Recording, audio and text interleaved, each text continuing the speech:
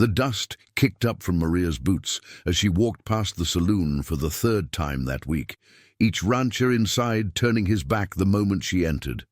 At 32, with calloused hands and a womb the doctor had declared barren after her fever 2 winters back, she'd become the woman no man in Copper Ridge wanted to claim. The whispers followed her like tumbleweeds, too old, too broken, too much trouble for any decent man looking to build a family and secure his legacy through sons. But today felt different. A lone figure sat on the porch of the abandoned Murphy place, a man with copper skin and hair black as midnight, watching 6 children play in the dirt yard with sticks and stones. His eyes met hers across the dusty street, and something in that gaze made her forget just for a moment what the whole town thought she was worth. If you're watching this story unfold and feeling that pull of curiosity, don't let it slip away. Hit that subscribe button right now, tell us in the comments where in the world you're watching from, and smash that hype button because this tale is about to take you somewhere you never expected. Trust me, you'll want to be part of what happens next. And honestly, it would be almost embarrassing to miss out on this journey we're taking together. Maria had learned to read men's faces the way her father read storm clouds, and this stranger's expression held neither pity nor dismissal. His children, ranging from what looked like 5 to 15, had stopped their play to stare at her with the same dark, intelligent eyes. The oldest, a girl with braids that caught the afternoon sun, whispered something to her father in a language Maria didn't recognize, though the melody of it reminded her of wind through canyon walls. The man stood slowly, his movements carrying the careful grace of someone who'd learned to telegraph his intentions in a world that often shot first. He wore simple clothes, worn denim and a cotton shirt that had seen better days. But there was dignity in how he carried himself, a quiet strength that made the ranchers in the saloon seem small and loud by comparison. "Ma'am," he said, touching the brim of his hat. His voice carried an accent she couldn't place, each word chosen with the precision of someone who'd learned English as a second language and refused to waste any of it. "Sir," she replied, surprised by how steady her own voice sounded. Up close, she could see the lines around his eyes, the silver threading through his hair at the temples. He was older than she'd first thought, maybe 40, with the weathered look of a man who'd spent his life under open sky. "I'm Joseph Running Bear," he said. "These are my children." He gestured to the group behind him, and Maria noticed how they arranged themselves not in a line, but in a loose circle, the older ones naturally positioning themselves to watch over the younger. "We're looking to settle here, if the town will have us." The irony wasn't lost on her, the unwanted woman meeting the unwelcome family. She'd heard the talk already, seen how the shopkeeper's smiles tightened when Joseph had walked through town that morning. An Apache with 6 children and no woman to help raise them was hardly what Copper Ridge considered ideal new residents. "Maria Santos," she said, extending her hand. His grip was firm but brief, respectful in a way that made her remember she was a woman worth respecting. "That's the Murphy place, been empty since old Tom died last spring." "I know," Joseph said. "I also know why it's been empty, and why the price is fair." He glanced toward the saloon, where several faces had appeared in the windows. Some things a man learns to live with. The youngest child, a boy who couldn't have been more than 5, tugged at Joseph's shirt and said something in their native tongue. Joseph's expression softened as he answered, then looked back at Maria. "Miguel wants to know if you're the lady who makes the good bread. He smelled it from the bakery this morning." Maria felt something warm unfurl in her chest. "You tell Miguel that if he helps me carry flour from the store tomorrow, I'll teach him how to make it himself." The boy's face lit up with a grin that reminded her of sunrise over the mesa, and she found herself smiling back before she could think better of it. When was the last time someone had looked at her like she had something valuable to offer? "That's kind of you," Joseph said, and she caught something in his tone, surprise maybe, or gratitude deeper than the simple exchange warranted. "We're not used to kindness from strangers." "I'm not used to offering it," Maria admitted, then wondered why she'd said something so honest to a man she'd just met. The afternoon stretched between them, filled with the sounds of children playing and the distant noise from the saloon. Maria found herself studying Joseph's face, noting the scar that ran from his left ear to his jaw, the way his eyes seemed to catalogue everything around him while still focusing on their conversation. There was a story there, probably several stories, and most of them likely painful. "Your wife," she said, then stopped. It wasn't her business, but the question had slipped out anyway. "Died 3 years ago," Joseph said simply. "Cholera took her and our youngest daughter both." He glanced at his children, and Maria saw how the older girl, she must be the one taking care of the little ones, moved closer to her father, as if sensing the weight of the conversation. "I'm sorry," Maria said, and meant it. She knew something about loss, about the way it carved hollow spaces inside you that never quite filled back up. "And you?" Joseph asked. "No husband, no children of your own." The question every woman in town dreaded, the one that marked you as failed or broken or simply unwanted. But coming from Joseph, it didn't feel like judgment. "No," she said. "The fever left me, unable. And men around here, they want sons to inherit their land." Joseph nodded as if this made perfect sense, as if her worth wasn't diminished by what her body couldn't do. Children need many things to grow strong. Not all of them come from blood. Something in his words made her throat tight. She'd spent 2 years listening to the town's verdict on her value, accepting it as truth. But standing here with this stranger and his 6 children, she felt the possibility that maybe the town was wrong. "The Murphy place needs work," she said. "Roof's got holes, and the well needs cleaning." "I have strong hands and willing children," Joseph replied. "We'll make it good again." The oldest girl approached them, moving with the careful confidence of someone who'd learned to be adult before her time. "Papa," she said in accented English, "the little ones are hungry." "This is Elena," Joseph said. "She keeps us all in line." Elena studied Maria with eyes that seemed far too old for her face. "You're the baker lady," she said. It wasn't a question. "I am," Maria said, "and you're the girl who's been taking care of everyone." Something shifted in Elena's expression, a recognition that passed between them like a shared secret.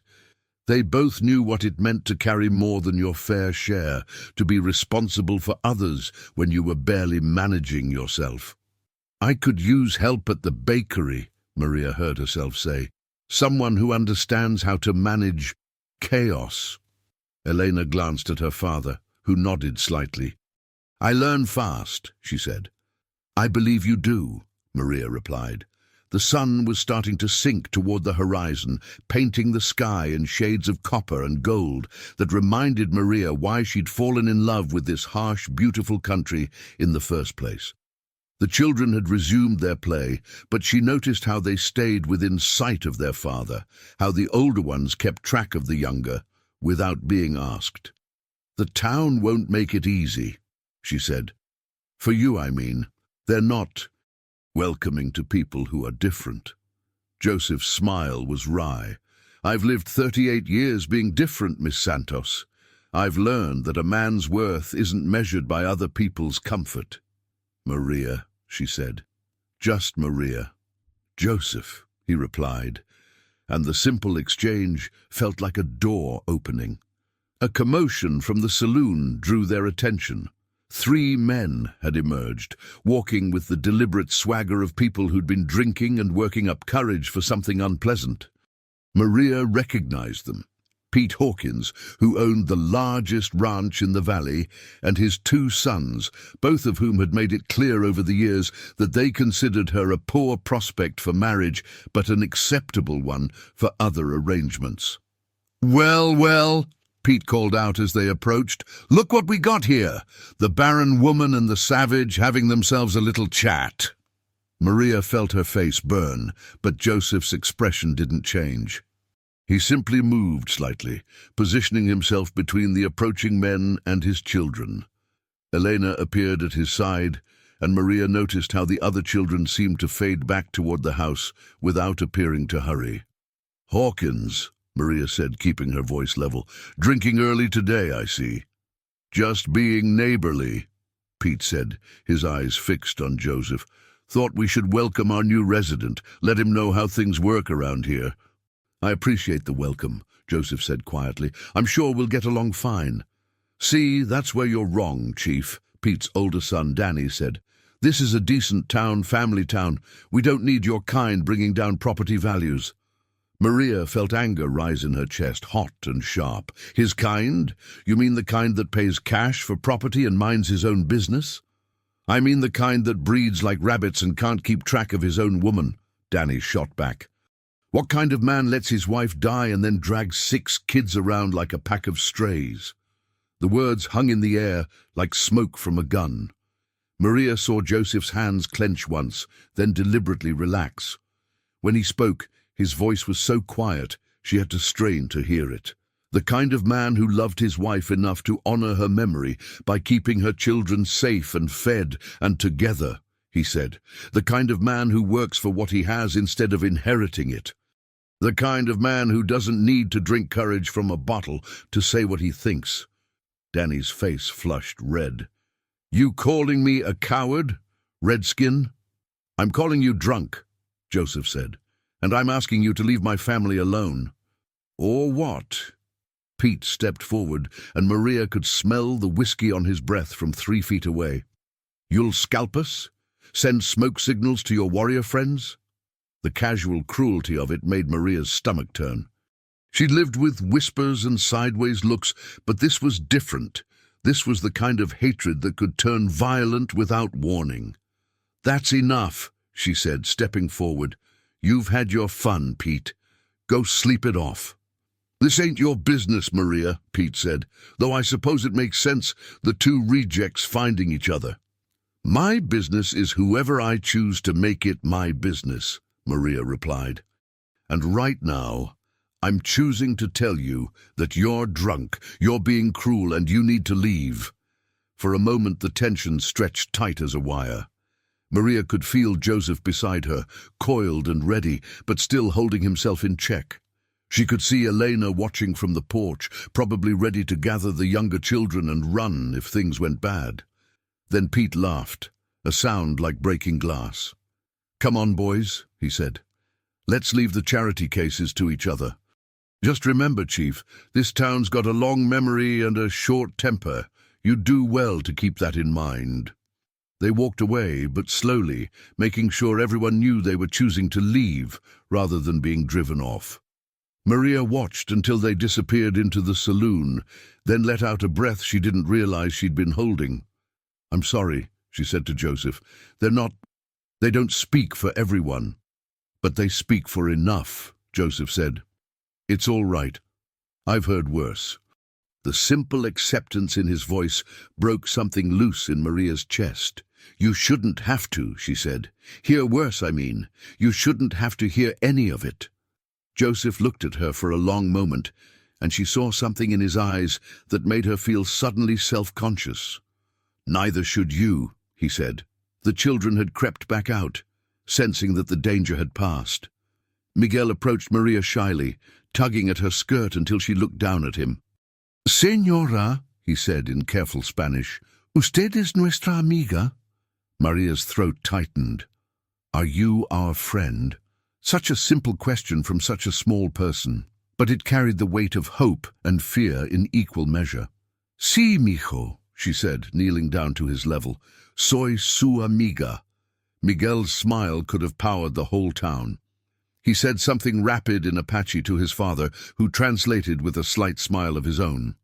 "He says you smell like cinnamon and kindness, and he wants to know if you'll come to dinner tomorrow."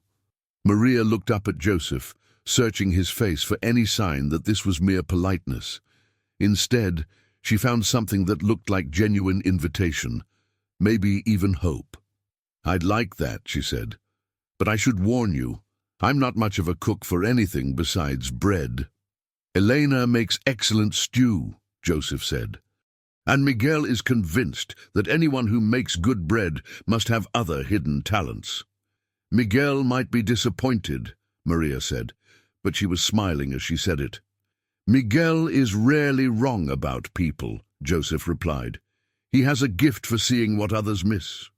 The sun was setting in earnest now, painting the whole world in shades of gold and amber. Maria realized she'd been standing in the street talking to this man and his children for the better part of an hour, and it felt like the most natural thing in the world. I should go, she said, though she didn't want to. Early morning at the bakery. Of course, Joseph said. Thank you for standing with us today. Thank you for letting me, Maria replied, and meant it more than she could explain. As she walked home, she could feel eyes watching from windows and doorways. By tomorrow, the whole town would know that the Baron Baker had taken up with the Apache widower and his children. There would be talk, probably worse than talk, but for the first time in 2 years, Maria found she didn't care what the town thought. She had bread to bake, a dinner invitation to look forward to, and the memory of a little boy who thought she smelled like kindness. Maybe that was enough. Maybe that was everything. The next morning brought the kind of clear, bright sky that made even the dustiest corners of Copper Ridge look almost beautiful. Maria had been up since before dawn, her hands working through familiar motions while her mind wandered to the dinner invitation waiting at the end of the day. She'd made extra loaves, telling herself it was just good business sense, not admitting that she wanted to bring something to share with 6 children who probably didn't get fresh bread very often. Elena appeared in the bakery doorway just as Maria was pulling the last batch from the oven, her dark hair neatly braided and her dress clean, but obviously mended in several places. Papa said I should ask if you still need help, Elena said, her English careful but clear. I do, Maria said, setting down the bread paddle. But first, tell me, can you count money and make change? Elena's chin lifted slightly. I can count in 3 languages and figure percentages in my head. Papa taught me. Good, Maria said, surprised by the girl's quiet pride. And can you handle difficult customers? I've been handling my 5 younger siblings for 3 years, Elena said. How difficult could customers be? Maria laughed, a sound that surprised her with its lightness. You might be surprised, but I think you'll do fine. They worked together through the morning rush, such as it was. Elena proved to be quick and observant, learning the prices and the customers' preferences with an efficiency that made Maria wonder what other talents this family was hiding.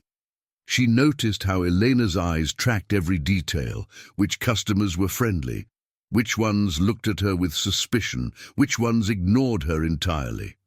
Mrs. Patterson always wants her bread sliced thin, Elena observed after the older woman left. But she didn't speak to me directly. Mrs. Patterson doesn't speak to anyone she considers beneath her station, Maria said, which is most people. Don't take it personally. I don't, Elena said, but I notice. There was something in the girl's tone that made Maria look at her more closely. You notice a lot, don't you? Papa says noticing things keeps us safe, Elena said simply, and helps us understand what people really want, not just what they say they want. Smart man, your father. He is, Elena agreed. But he's also tired, taking care of all of us, trying to make a new start. It's hard for him. The admission was quiet, matter of fact, but it carried the weight of a daughter who'd watched her father struggle and wished she could do more to help. Maria felt something twist in her chest, recognition maybe, or the beginning of something deeper. It's hard to start over, Maria said, especially when people make it harder than it needs to be. Eleanor nodded. Papa says some people are afraid of anything different, but you're not afraid. I'm terrified, Maria said, the honesty slipping out before she could stop it. But not of your family. I'm afraid of other things. Like what? Maria paused, studying Eleanor's face. There was something about this girl that invited honesty, a maturity that made her seem older than her years. Like hoping for something and having it taken away, Maria said finally. Like letting myself care about people and then losing them. Elena considered this with the seriousness of someone who'd already learned that loss was a permanent possibility. Papa says the only thing worse than losing something you love is never loving anything at all. Your father says a lot of wise things. He does, Elena agreed, but he doesn't always follow his own advice. Before Maria could ask what she meant, the bell above the door chimed, and Joseph himself walked in, carrying Miguel on his shoulders and followed by the other 4 children. Miguel spotted Maria immediately and waved with the enthusiasm of someone greeting a long-lost friend. "Señora Maria," he called out, "I helped Papa fix the roof." "Did you now?" Maria said, smiling up at him. "And what did you fix it with?" "Hammer and nails and words Papa can't say in front of children," Miguel announced proudly, making Eleanor cover her mouth to hide a laugh. "Miguel," Joseph said, but his tone was more amused than stern. "We don't repeat everything we hear." "But it was funny," Miguel protested. "You said the roof was being more stubborn than Elena when she doesn't want to do chores." "I am not stubborn," Elena said with dignity. "I am selective about which tasks deserve my attention." "See," Miguel said to Maria, "stubborn." Maria found herself laughing again, surprised by how easy it was to fall into the rhythm of this family's gentle teasing. She'd forgotten what it felt like to be around people who genuinely enjoyed each other's company, who could find humor in the middle of hard work and harder circumstances.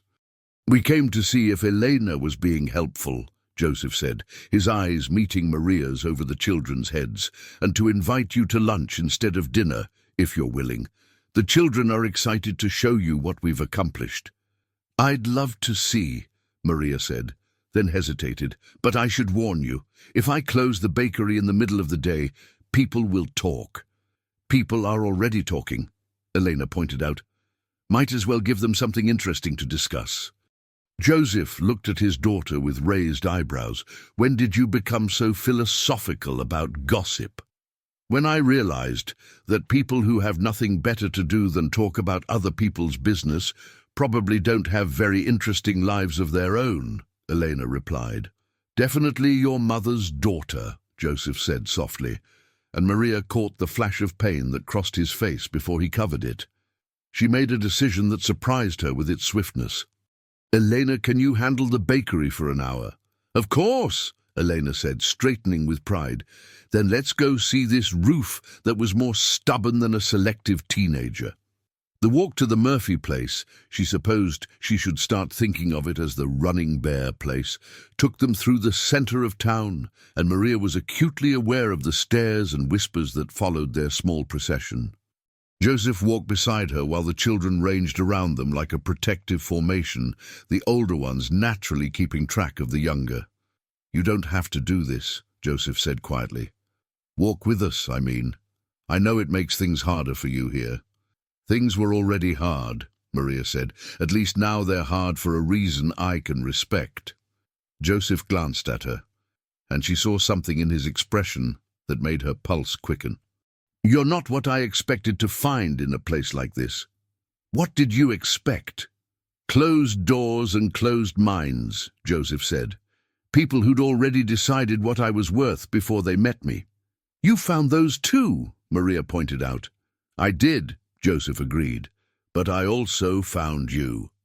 The simple statement hung between them, weighted with possibility and the kind of hope that felt dangerous to acknowledge. Maria found herself looking at Joseph's profile as they walked, noting the strong line of his jaw, the way he moved with unconscious grace, despite the weariness she could see in the set of his shoulders. The Murphy place looked different already. The yard had been cleared of debris, the broken shutters either repaired or removed entirely. She could see where new shingles had been added to the roof, and the front porch had been swept clean. It wasn't much, but it spoke of care and attention, of people who intended to stay. Miguel wasn't exaggerating, she said. You have been busy. We've had help, Joseph said, and Maria followed his gaze to see an older Apache man emerge from behind the house, carrying a bucket of water from the well. This is my father-in-law, Thomas, Joseph said. He came to help us settle. Thomas approached them with the measured dignity of age and experience. His hair was white as snow, but his dark eyes were sharp and assessing as they studied Maria. Thomas, this is Maria Santos, Joseph said. The baker I told you about. Thomas nodded gravely. The woman who stood with you yesterday, he said in accented but clear English. My grandson Miguel has not stopped talking about her bread. Miguel has excellent taste, Maria said, offering a slight smile. Miguel has excellent instincts about people, Thomas corrected gently. As do all my grandchildren. They say you have a kind heart. They're generous in their assessment, Maria said, feeling suddenly shy under the old man's steady gaze. Children see clearly, Thomas said. Adults learn to look away from what they don't want to see. Children have not yet learned this skill. There was something in his words that felt like a challenge or maybe an invitation. Maria found herself thinking about Miguel's question the day before, "Are you our friend?" and realizing that the answer mattered more than she'd expected. Would you like to see inside? Joseph asked. It's not much yet, but we're making progress. The house was small but well built, with good bones beneath the neglect. The main room had been scrubbed clean, and someone had hung colorful blankets on the walls to brighten the space. A fire crackled in the stone fireplace, and the smell of cooking stew filled the air. Elena's recipe, Joseph explained, following her gaze to the pot hanging over the fire.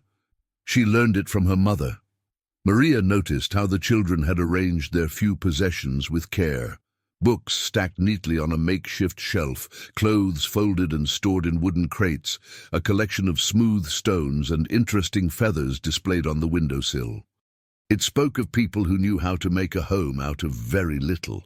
It's lovely, she said, and meant it. You've done wonders with it. We've had practice, Joseph said. This is our fourth home in 3 years. Fourth? Maria looked at him with surprise. You've moved that much. Sometimes people change their minds about wanting us as neighbors, Joseph said simply. Sometimes the work runs out. Sometimes... He shrugged. Sometimes it's just time to move on. But not this time, Miguel announced, appearing at Maria's elbow with the sudden materialization that seemed to be his specialty. This time we're staying forever, because Papa said so and because you're here and you make good bread. Miguel, Joseph said, but the boy was already tugging at Maria's hand. Come see my bed, Miguel said. I share with Carlos, but I get the side by the window so I can watch for shooting stars. Maria let herself be led to the back room, where sleeping arrangements had been organized with military precision. 3 beds, obviously handmade but sturdy, filled the small space. Personal belongings were stored in neat piles, and each child seemed to have claimed a small area for their treasures. This is where I keep my special rocks, Miguel said, showing her a collection of stones in various colors and shapes. And this is my picture of Mama. He held up a small, carefully preserved photograph of a young woman with kind eyes and Miguel's same bright smile. Maria felt her throat tighten as she looked at it. She was beautiful, Maria said softly. Papa says I have her smile, but Elena has her smart brain, Miguel said matter-of-factly. Carlos has her singing voice, and Rosa has her gentle hands. Papa says Mama gave each of us a piece of herself before she went to live with the ancestors. The simple acceptance in his voice made Maria's eyes burn. She thought about her own losses, her own grief, and how different it might have been if she'd had someone to help her find meaning in it. Your papa is very wise, she said. I know, Miguel said, but he gets sad sometimes when he thinks we're not looking. Do you get sad sometimes too? The question was asked with the directness that only children possessed. cutting straight through adult pretense to the heart of things. "Yes," Maria said, "I do. Maybe you could be sad together," Miguel suggested. "Papa says sharing makes everything easier, even the hard things." Before Maria could respond, Eleanor appeared in the doorway. "Miguel, stop interrogating our guest," she said. "Lunch is ready." They gathered around a table that was obviously new, the wood still pale and unweathered. Thomas said a blessing in Apache, his voice carrying the rhythm of ancient words. Then Joseph translated into Spanish for the younger children. Maria found herself included in the circle of bowed heads, accepted without question into this family's most intimate ritual. The stew was excellent, rich with vegetables and seasoned with herbs Maria didn't recognize.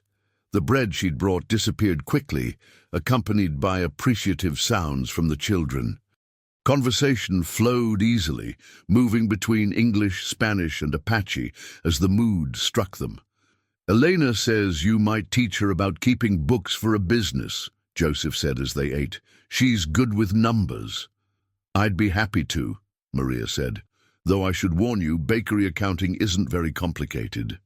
"All knowledge is useful," Thomas said, "and Elena learns quickly." "Like her father," Maria observed, then felt her cheeks warm when Joseph smiled at her. "I had good teachers," Joseph said. "My wife insisted that all the children learn English and Spanish as well as our own language. She said the world was changing and they needed to be ready for it." "She sounds like a remarkable woman," Maria said. "She was," Joseph agreed. "She would have liked you, I think. She had no patience for people who judged others by their circumstances instead of their character." The compliment, indirect as it was, made Maria's heart skip. She found herself studying Joseph's face, noting the way his eyes crinkled when he smiled, the gentle way he corrected the younger children without making them feel foolish. After lunch, the children scattered to their various projects, the older ones helping with repairs, the younger ones playing elaborate games that seemed to involve a lot of running and shouting. Maria found herself sitting on the front porch with Joseph and Thomas, watching the controlled chaos with amusement. "They're good children," she said. "They are," Joseph agreed, "but they've had to grow up fast. Sometimes I worry that I'm asking too much of them." "Children are stronger than we think," Thomas said. "And these children have something many do not. They have each other, and they have a father who loves them enough to keep them together when it would be easier to let others take them." Maria looked at Joseph with new understanding. "Someone wanted to take them." "The Indian agency," Joseph said quietly, "after their mother died. They said I couldn't provide properly for 6 children on my own, that they'd be better off in schools where they could learn to be civilized." The word carried a weight of pain and anger that made Maria's chest tight. "But you kept them." "I kept them," Joseph confirmed. "We've been moving ever since, staying ahead of officials who think they know what's best for my family better than I do." "Is that why you came here, to hide?" "To start over," Joseph corrected. "To find a place where we can put down roots and build something lasting. The children need stability, need to know they belong somewhere." "And if the officials find you here?" Joseph's jaw tightened. "Then we'll move again, as many times as it takes." The quiet determination in his voice made Maria's heart ache. She thought about her own struggles, her own sense of not belonging, and realized how small they seemed compared to what this family had endured. "The town won't make it easy," she said. "You saw yesterday how some people feel." "Some people," Thomas said. "Not all people. There is a difference." "Yes," Maria said, looking at the old man with respect. "There is." They sat in comfortable silence for a while, watching the children play. Maria found herself relaxing in a way she hadn't in months, maybe years. There was something about this family that made her feel included, not just tolerated or pitied, but genuinely welcomed. "I should get back," she said finally, though she didn't want to. "Elena will be wondering where I am." "Elena can handle anything," Joseph said with a smile, "but you're probably right. We've kept you long enough." As Maria stood to leave, Miguel appeared at her side with the sudden materialization that seemed to be his trademark. "Will you come back tomorrow?" he asked. "I want to show you how to make the special knots Papa taught me." "If your father doesn't mind," Maria said, looking at Joseph. "We'd be honored," Joseph said, and something in his tone made her pulse quicken. The walk back to town felt different somehow, as if the world had shifted slightly while she wasn't paying attention. Maria found herself thinking about Miguel's innocent suggestion, maybe you could be sad together, and wondering if the boy had stumbled onto something the adults had been too afraid to acknowledge. Elena was indeed managing the bakery perfectly, having sold the last of the afternoon bread and cleaned the display cases without being asked. She looked up when Maria entered, and something in her expression suggested she'd been thinking while Maria was away. "How was lunch?" Elena asked. "Wonderful," Maria said. "Your stew recipe is excellent." "Mama's recipe," Elena said with quiet pride. "She taught me to cook before she got sick, said a woman should know how to feed the people she loves." "Smart woman," Maria said. Elena nodded, then hesitated before speaking again. "Can I ask you something?" "Of course. Do you think Papa is lonely?" The question caught Maria off guard. She found herself thinking about Joseph's face during lunch, the way he'd smiled when talking about his wife, the careful way he'd included Maria in the family's conversations. "I think," Maria said carefully, "that your father loves all of you very much. But that doesn't mean he doesn't miss having another adult to share things with." Eleanor nodded, as if this confirmed something she'd already suspected. "He tries to hide it, but sometimes I see him looking at other families, the ones where there's a mama and a papa together. He gets this expression." "What kind of expression?" "Like he's remembering something that used to make him happy but now makes him sad," Elena said. "I think he feels guilty for wanting something for himself instead of just for us." The insight was startling in its maturity. Maria found herself wondering what it would be like to be 15 and responsible for understanding not just your own emotions, but your father's as well. "That must be hard for you," Maria said, "worrying about your father on top of everything else." Elena shrugged. "Family takes care of family, but I think maybe Papa needs someone who can take care of him sometimes, instead of always being the one who takes care of everyone else." The conversation stayed with Maria through the rest of the afternoon and into the evening. As she closed the bakery and walked home to her small apartment above the shop, she found herself thinking about loneliness and family, and the way Miguel had looked at her like she was exactly what he'd been hoping to find. Her apartment felt smaller than usual that night, quieter. She'd grown accustomed to the solitude over the past 2 years, had even convinced herself that she preferred it. But after spending the day surrounded by the warm chaos of Joseph's family, the silence felt oppressive. She stood at her window, looking out at the lights scattered across the town, and wondered what the Running Bear family was doing right now. Probably getting the younger children ready for bed, Elena helping with the bedtime routine while Joseph and Thomas planned the next day's work. A family functioning like a well-oiled machine, each person knowing their role and fulfilling it with love and dedication. It was exactly what she'd always wanted and never thought she'd have. The next morning brought unexpected visitors. Maria was just opening the bakery when she heard the sound of multiple horses approaching. Through the window, she saw Sheriff Morrison dismounting in front of the Murphy place, accompanied by 2 men she didn't recognize, one in a suit that marked him as government, the other in the uniform of the Indian Agency. Her blood turned cold. Eleanor, who had arrived early to help with the morning baking, appeared at her shoulder. "They found us," Eleanor said quietly, her voice steady but her face pale. "Maybe it's not what we think," Maria said, but even as she spoke the words, she knew they were false comfort. They watched as the 3 men approached the house. Joseph emerged to meet them, his posture calm but alert. Even from a distance, Maria could see the tension in his shoulders, the way he positioned himself between the officials and his home. "I have to go," Eleanor said, already untying her apron. "Wait," Maria said, catching the girl's arm. "Let me come with you." Elena looked at her with surprise. "Why?" "Because," Maria said, surprising herself with the certainty in her voice, "your family shouldn't have to face this alone."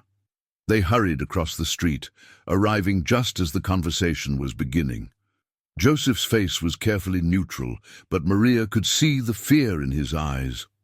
"Mr. Running Bear," the man in the suit was saying, "I'm Agent Patterson from the Bureau of Indian Affairs. We've received reports that you're harboring 6 minor children without proper supervision or educational provisions. My children are well cared for and properly supervised," Joseph said evenly. "And they are receiving education." "Education in what?" Agent Patterson asked. "Savage customs and heathen practices?" Maria felt Eleanor stiffen beside her, but the girl remained silent. Joseph's jaw tightened almost imperceptibly. "Education in reading, writing, arithmetic, and practical skills," Joseph said, "as well as their cultural heritage, which is their birthright." "Mr. Running Bear," Sheriff Morrison said, his tone more sympathetic than the agent's, "you know I don't want to make trouble for you, but these gentlemen have legal authority here." "Legal authority to do what?" Maria heard herself ask, stepping forward. All 3 men turned to look at her, and she saw Agent Patterson's eyes narrow as he took in her appearance. "Ma'am, this is official business," he said dismissively. "This is my town," Maria replied, "and these are my neighbors. I'd say that makes it my business." "Your neighbors." Agent Patterson's tone carried a sneer. "I find it hard to believe that a respectable woman would associate with—" "With what?" Maria interrupted, her temper flaring. "With a hard-working father who's raising 6 well-behaved, intelligent children, with a family that's done nothing but try to build a peaceful life for themselves." "Miss Santos," Sheriff Morrison said uncomfortably, "maybe you should—" "Maybe I should what?" Maria turned on him. "Stand by and watch while you tear apart a family for no reason other than prejudice and bureaucratic convenience." Agent Patterson stepped forward, his face flushed with anger. "These children belong in proper institutions where they can be civilized and educated according to Christian principles. This man has no legal right to keep them from their proper destiny." "Their proper destiny?" Maria's voice rose. "You mean their destiny to be stripped of their identity, separated from their siblings, and turned into something they're not?" "I mean their destiny to become productive members of American society instead of savages living on the margins," Agent Patterson snapped. The word hung in the air like a slap. Maria saw Joseph's hands clench, saw Elena take a protective step toward her younger siblings who had appeared in the doorway of the house. "The only savage I see here," Maria said quietly, "is the man who thinks children are better off in institutions than with a father who loves them." Agent Patterson's face went red. "You have no authority here, woman. Stand aside." "Actually," a new voice said from behind them, "she does." They all turned to see Thomas approaching, carrying a leather portfolio. His face was grave but determined. "Grandfather," Joseph said, surprise clear in his voice. Thomas handed the portfolio to Joseph, who opened it with trembling hands. As he read, his expression changed from fear to amazement. "What is it?" Agent Patterson demanded. Joseph looked up, and Maria saw tears in his eyes. "Marriage certificate," he said quietly, "dated yesterday, signed by Judge Williams in the county seat." Maria felt the world tilt around her. "What?"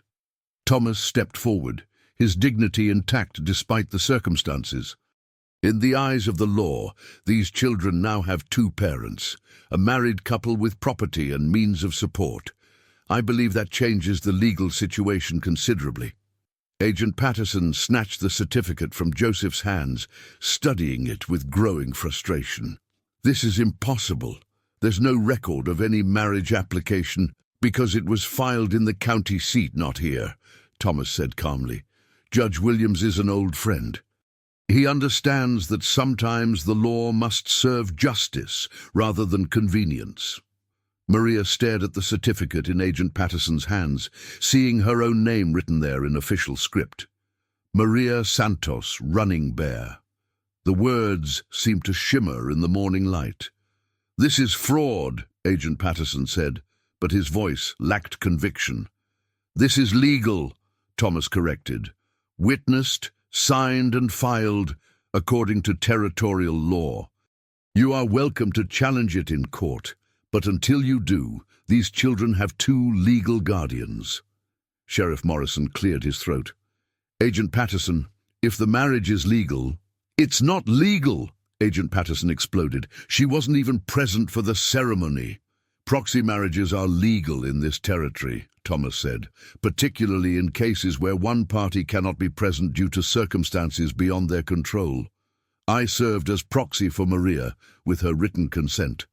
"Written consent?" Maria found her voice. "I never gave—" Thomas met her eyes, and she saw something there that made her stop. A plea, maybe, or a challenge. The old man reached into his pocket and withdrew a folded paper. "Your signature," he said quietly, "from the bakery receipt you signed yesterday when Elena made her first sale. Judge Williams accepted it as evidence of your consent to the arrangement." Maria stared at him, understanding flooding through her. The old man had orchestrated this entire thing, had somehow anticipated that the officials would come, and had prepared a defense that was both legally sound and completely unexpected. "You can't be serious," Agent Patterson said. "A marriage based on a bakery receipt? A marriage based on mutual consent between two adults, properly witnessed and legally filed," Thomas corrected. "The method of obtaining consent is irrelevant as long as it can be proven." Joseph was looking at Maria with an expression she couldn't read. "Maria," he said quietly, "I'm sorry. I didn't know he was going to—" "It's fraud," Agent Patterson repeated, but he was already backing down. "We'll challenge this in court." "You're welcome to try," Thomas said, "but until you do, these children stay with their legal guardians." The three officials left, Agent Patterson muttering threats about investigations and legal challenges. But Maria could see in Sheriff Morrison's face that he was relieved to have an excuse not to separate the family, and she suspected the challenges would be half-hearted at best. When they were gone, silence fell over the small group. The children had crept out of the house and were standing in a worried cluster, clearly not understanding what had happened but sensing that it was important. "So," Elena said finally, "does this mean Maria is our stepmother now?" The question hung in the air like smoke. Maria looked at Joseph, who was still staring at the marriage certificate with an expression of stunned disbelief. "Legally, yes," Thomas said. "Practically," he shrugged. "That is for Maria and Joseph to decide." Maria felt 6 pairs of eyes watching her, waiting for her reaction. Miguel stepped forward and took her hand with the trust that only children possessed. "Does this mean you'll live with us now?" he asked. The simple question cut through all the legal complications and bureaucratic maneuvering to the heart of what mattered. Maria looked down at Miguel's hopeful face, then at Elena's carefully neutral expression, then at Joseph's uncertain eyes. "I don't know," she said honestly. "This is all very sudden." "But you won't let them take us away," Miguel pressed. Maria knelt down to his level, meeting his dark eyes with her own. "No, mijo," she said firmly. "I won't let them take you away." Miguel's smile could have lit up the entire territory. He threw his arms around her neck with the enthusiasm of someone who'd just received the best news of his life. "I told you she smelled like kindness," he whispered in her ear. Over his head, Maria met Joseph's gaze. There was gratitude there and relief, but also something else. A question that would need to be answered when they had privacy to discuss what Thomas had done and what it meant for all of them. "We should talk," Joseph said quietly. Yes, Maria agreed. We should. But first, there were children to reassure and a family to hold together. The conversation about what their unexpected marriage meant could wait. The important thing was that it had worked. The children were safe, the officials were gone, and somehow in the space of 24 hours, Maria had gone from being the unwanted woman to being part of a family. It wasn't how she'd ever imagined it happening, but as Miguel clung to her and Elena smiled for the first time since the officials had arrived, Maria thought that maybe the best things in life came in ways you never expected. The rest of the day passed in a strange, dreamlike state. Maria found herself moving between the bakery and the Running Bear house, trying to maintain some semblance of normalcy while processing the enormity of what had happened. She was married. Legally, officially married to a man she'd known for 2 days, and was only beginning to understand. Elena proved invaluable, managing the bakery with competent efficiency, while Maria dealt with the constant stream of townspeople who'd heard about the morning's events and wanted to satisfy their curiosity. The story had already grown in the telling. By afternoon, some versions had Maria dramatically declaring her love in front of the officials, while others painted her as a calculating woman who'd trapped a vulnerable widower. "Let them talk," Elena said when Maria mentioned the gossip. "People who don't have enough real problems in their lives always need to borrow drama from others." "You're very wise for 15, Maria observed. "I've had good teachers," Elena replied, echoing her father's words from the day before. As evening approached, Maria found herself walking slowly toward the house that was now, legally at least, her home. The children were playing in the yard, their laughter carrying on the warm air. Joseph sat on the porch steps, watching them with the expression of a man who'd been granted a reprieve he hadn't dared hope for. "They seem happy," Maria said, settling beside him on the steps. "They are," Joseph agreed. "Miguel has been telling everyone who'll listen that he has a new mama who makes the best bread in the territory." "And how do you feel about that?" Maria asked carefully. Joseph was quiet for a long moment, his eyes fixed on his children. "Grateful," he said finally. "Confused. Guilty for putting you in this position without your consent. Thomas said I gave consent." "Thomas is creative with his interpretations," Joseph said with a slight smile. "He means well, but he sometimes takes matters into his own hands in ways that surprise even me." "He saved your family," Maria pointed out. "He did," Joseph agreed. "But at what cost to you? You didn't ask for this, didn't choose to become responsible for 6 children and a man you barely know." Maria considered this, watching Miguel attempt to teach Carlos some complicated game that involved a lot of hopping. "No," she said. "I didn't choose it, but I'm not sorry it happened." Joseph turned to look at her, surprise clear in his face. "You're not?" "2 days ago, I was the unwanted woman in a town that had decided I was worthless," Maria said. "Today I'm part of a family. I have children calling me mama and asking me to teach them things. I have a husband who—" She paused, realizing she was about to say something that might be too honest. "Who what?" Joseph asked quietly. "Who looks at me like I'm worth something," Maria finished. "Like I have value beyond what my body can or can't do." Joseph's expression softened. "You do have value, more than you know." "So do you," Maria said, "and so do they." She nodded toward the children. "What those men wanted to do today, it was wrong. Whatever it takes to keep this family together, I'm willing to do it." "Even if it means being married to a stranger?" Maria smiled. "You're not a stranger anymore. You're my husband." The word felt strange on her tongue, but not unpleasant. Joseph reached over and took her hand, his fingers warm and calloused from work. "I want you to know," he said, "that I don't expect. That is, this doesn't have to be a real marriage if you don't want it to be. We can live as friends, as partners in caring for the children. There's no pressure for anything more." Maria felt something twist in her chest, disappointment maybe, though she wasn't ready to examine that too closely. And if I wanted it to be more? Joseph's hand tightened on hers. Then we'd take it slow, get to know each other properly, see if what we're feeling is real or just gratitude and circumstance. What are you feeling? Maria asked. Joseph was quiet for so long that she thought he might not answer. When he finally spoke, his voice was barely above a whisper. Hope, he said. For the first time in 3 years, I'm feeling hope for something beyond just survival. Before Maria could respond, Miguel came running over, his face flushed with excitement. Papa! Maria! Come see what Carlos found! They followed him to the side of the house, where Carlos was kneeling beside a small hole in the ground.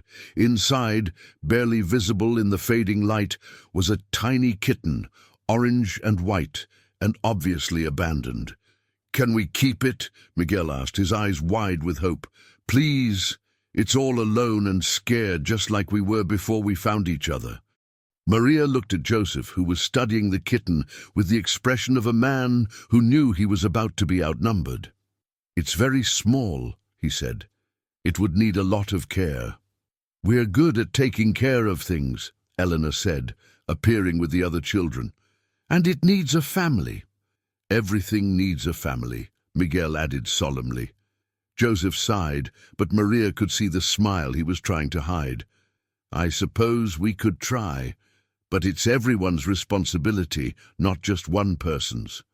The children erupted in cheers, and Carlos carefully lifted the kitten from its hiding place. It mewed pitifully, a sound that made Maria's heart clench. It's hungry, she said. I might have some milk at the bakery. I'll come with you, Joseph said. We should probably talk about arrangements. Sleeping arrangements, I mean. Maria felt her cheeks warm. In all the excitement and drama of the day, she hadn't thought about the practical implications of their sudden marriage. Of course, she said. We should figure that out. They walked to the bakery together while the children fussed over their new pet. The evening air was cool and sweet, filled with the scent of sage and the distant sound of music from the saloon. I have a small apartment above the bakery, Maria said as they walked. It's not much, but it's private. The children are used to me being close by, Joseph said. Miguel still has nightmares sometimes, and Rosa sleepwalks when she's anxious. Then you should stay with them, Maria said, at least for now, until they're more settled. Joseph nodded, relief clear in his face. Thank you for understanding. They reached the bakery and Maria unlocked the door, leading Joseph upstairs to her small apartment. It felt strange to have him in her private space, to see him taking in the details of how she lived. The neat but sparse furnishings, the books stacked on every available surface, the single plate and cup in the dish rack. It's peaceful, Joseph said, and something in his tone made her look at him more closely. Lonely, you mean, Maria said. I was trying to be polite, Joseph said with a slight smile. But yes, lonely. Maria found the milk and poured some into a small bowl. I got used to it. The loneliness, I mean, or I thought I did. And now? Now I remember what it feels like to be part of something bigger than myself, Maria said. I'd forgotten how good that could be. They walked back,